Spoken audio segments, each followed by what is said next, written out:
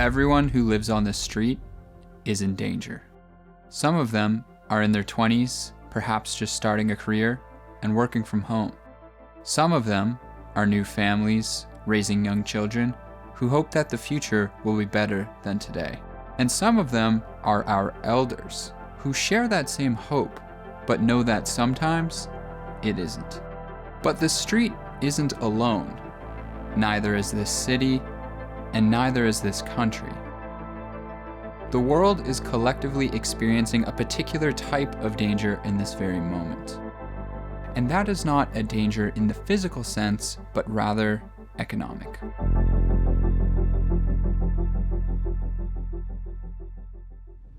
I would like you to imagine something for a moment. Imagine there was an instance where the global economy just went through a very strange event.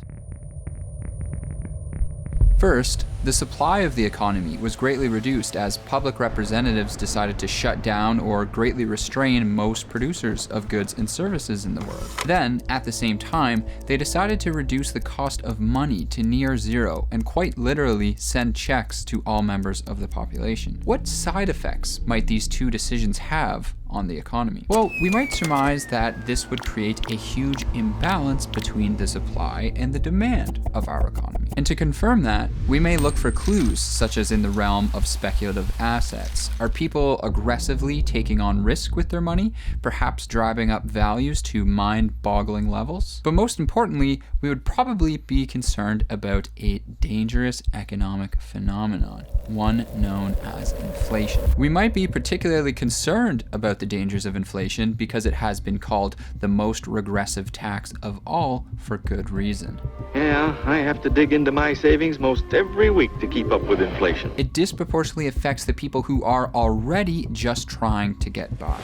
So, being concerned about this, the people speak amongst themselves, sharing their fear with one another, and they decide to raise this fear to their public representatives. But then let's say, in our imagined story, that these officials said, "Fear not the dangers of inflation, for the risk is small and it is manageable." The people felt unheard by this response, particularly those among the people who were well versed in economic forces. They began speaking more amongst themselves and sharing evidence of the danger. Sure enough, some months later, inflation did in fact begin to rise to levels not seen in decades. There, the people said, "See, inflation has come.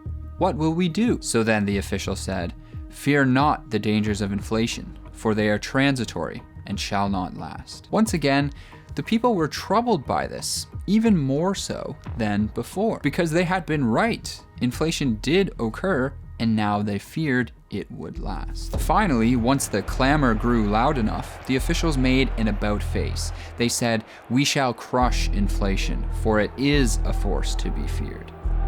"But how will you do this?" said the people. "We shall reverse course, abruptly and sharply, and undertake the greatest campaign against inflation since the one known as Volcker." Some of the elders of the people remembered the time of Volcker and remembered the cost of such a campaign.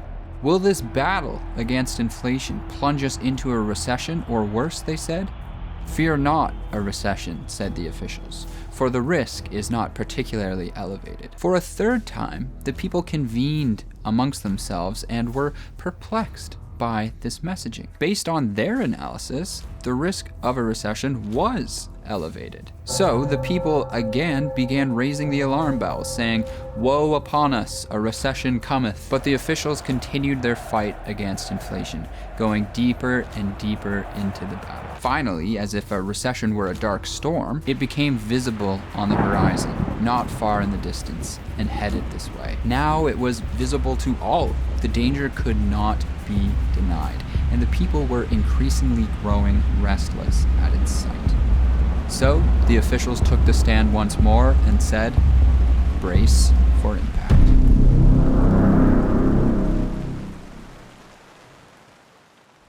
By now, I'm sure if you've been paying attention to the economy at all this year, this story sounds familiar to you. And that's because it is basically just a dramatized version of what we've been living through. Something that sounds like it could be a mythical tale has become our history. And if you watched my last video, perhaps there are reasons for that. And speaking of my last video, it was made possible thanks to the help of today's sponsor, Milanote. The first time I actually used Milanote was to help me create my piece on financial independence that I did in the summer. And that was actually my favorite video that I've ever made so far, and Milanote played a big role in the production process. That's because, as you can see here, Milanote is a very cool tool that creatives can use to easily plan their projects.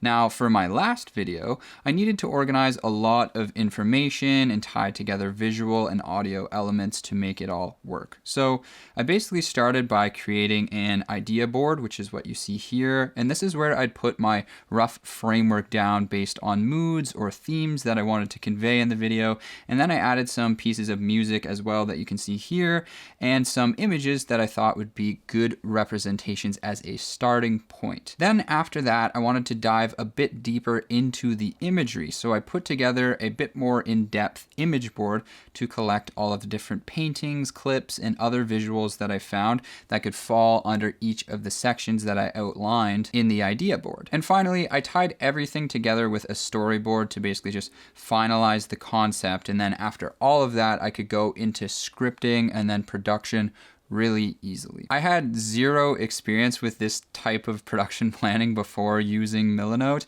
and you don't need any either. Honestly, Milanote is super easy to use. It's very intuitive. I mean, trust me, if I can do it, you can do it, because I struggle to use a calendar. Just ask my girlfriend. So if you are a creative and you're looking for a way to organize your next project, I can't recommend Milanote enough. And best of all, you can find a link down below where you can sign up for free. So getting back to what I was saying, here's the thing. I'm troubled by all of this for a number of different reasons, but the one I want to talk to you about today is the weird position that this puts me in. Allow me to explain. On February 14th, I posted a video explaining that an important warning sign was about to occur in the financial world, something known as a yield curve inversion. A yield curve inversion is one of the strongest predictors of a recession, having preceded all but one of our last many recessions. Suffice to say, it's an obvious warning sign, and anyone with even a rudimentary understanding of finance is paying attention to this. But strangely, central banks were rather quiet about this warning sign. And when asked, Jerome Powell, chairman of the Federal Reserve, essentially said, "Oh, that yield curve? That one is no good. I'd look at my preferred version." And at the time that he said this, his preferred version of the yield curve was fine. No warning signs. But now, it has itself inverted, and the standard yield curve is deeply, deeply inverted, signaling serious economic trouble. And yet, despite this and numerous coincident warning signs, the committee is still only saying there's a 50-50 chance of a recession. Just toss a coin. The Bank of Canada has joined suit, acknowledging the chance of a recession and warning Canadians to brace for a tough winter. Here's the problem though. I'm a 28-year-old man who makes videos for the internet in my living room with a pieced together, swashbuckling understanding of finance and economics. And I was able to provide this warning sign to people 9 months before the central bank of my country. Surely they must be able to understand a yield curve. Surely they knew a recession would be a risk far before I did, especially considering they were the ones joining in on one of the largest rate hiking cycles in history. So, where was the communication? Is it too much to ask for clarity, transparency, accuracy? Unfortunately, I've noticed that this is not just a problem specific to those in charge of monetary or fiscal policy. Sam Bankman-Fried has allegedly committed the largest fraud since Bernie Madoff, and the media has been writing extremely soft pieces about him, lamenting the fact that this fallen hero will no longer be able to see his dreams of philanthropy fulfilled. On top of that, he was invited to speak at an event which costs $2,400 to attend, and at its conclusion, everyone clapped. But thanks to individual journalism, we know full well that his altruist persona was a lie, and that his philanthropy was for the express purpose of buying protection and support from the right people. His donation record is public. We can see all the political and media organizations that his money has gone to. Money that wasn't even his to donate in the first place, because it appears to have been stolen from everybody using FTX. So with repeated failures in communication from those who are primarily responsible for accurate information dissemination to the public, you now have millions of people turning to individuals like myself. But hang on a second.